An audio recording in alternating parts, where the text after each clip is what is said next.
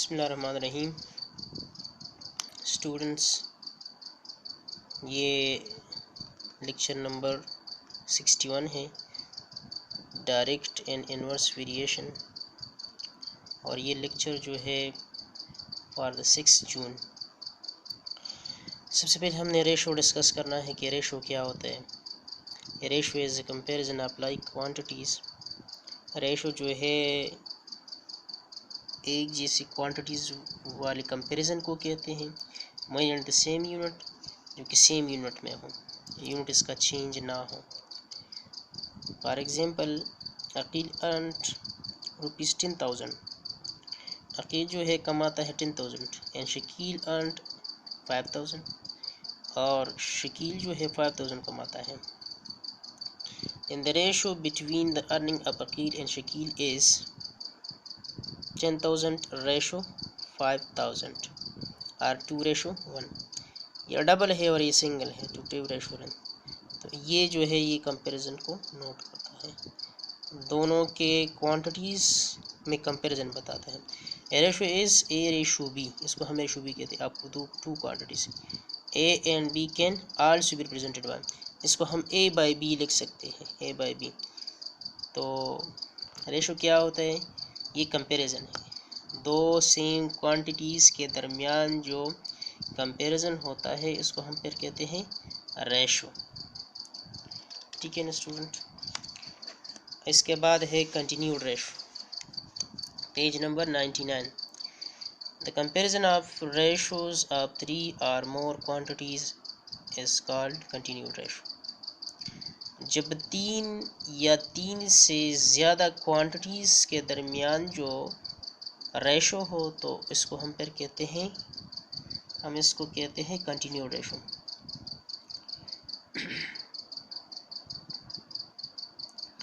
The advantage of finding continued ratio is that, इसका जो फ़ायदा है कंटिन्यूड रेशो का वो ये है, we can easily tell about the ratio between the first and third quantity, कि हम फर्स्ट और थर्ड क्वांटिटी उसके दरमियान जो है आसानी से बता सकते हैं।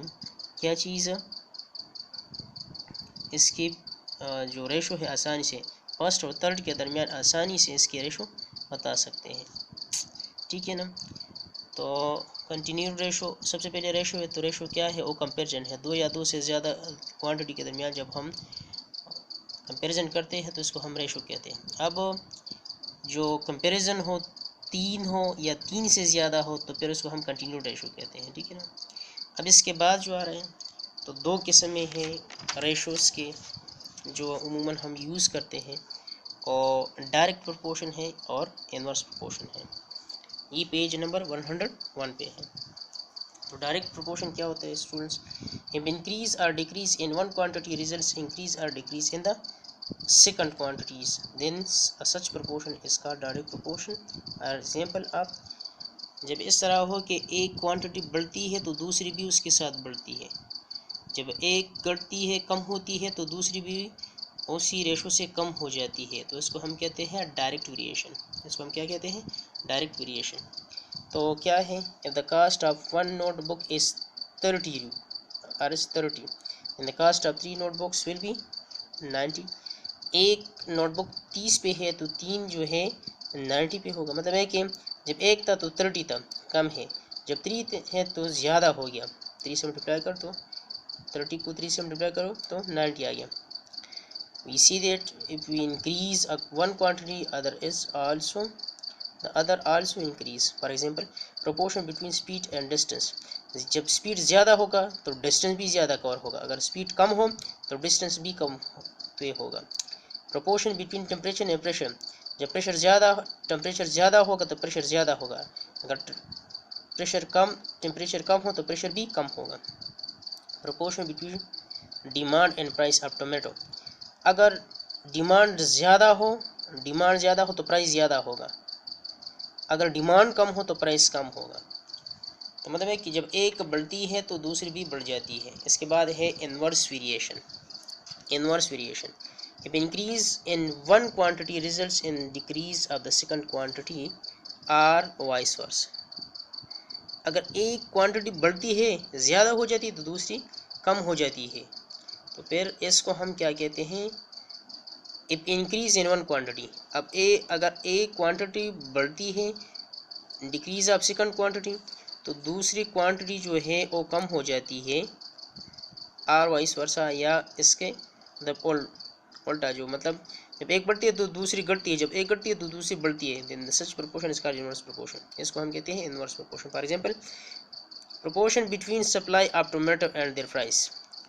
अगर सप्लाई ऑफ टोमेटो जितना दूर होगा उतना प्राइस ज़्यादा होगा, ठीक है ना, सप्लाई है ना, तो जितना आप दूर जाओगे तो उसका जो है, अगर करीब हो, अगर आप करीब जाते हैं तो करीब पे जो है इसका जो प्राइस होगा वो कम होगा।